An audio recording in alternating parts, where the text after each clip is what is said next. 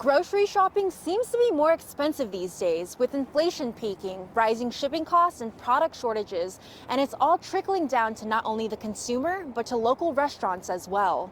Thank you for coming in. I appreciate it a ton. For top sandwich company owner Tucker Veltkamp, the Billings community is his bread and butter. I feel grateful that the community has supported us enough to grow, and we do have sales volume. But this past year has challenged his business in ways he never imagined. I would go out and say that this has been the most difficult year and a half period that I've dealt with in business. Not only is Tucker dealing with product shortages, but if and when he can get his items, inflation has nearly doubled his costs.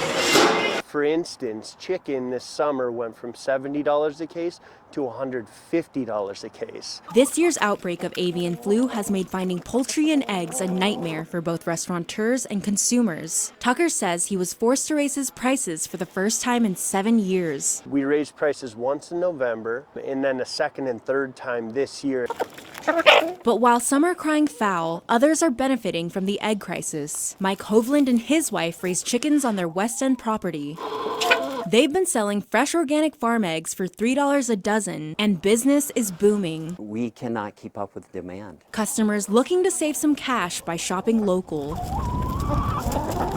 One gentleman was telling me, I think for organic eggs, a dozen of them, he paid $5.60, I believe, and that was early December. Back at Tops, Tucker Veltkamp is getting creative, trying to cut costs in other areas to offset rising food costs, while not sacrificing the quality of the food he serves. Just cutting some little expenses out, because we don't want to pass everything on to the customer.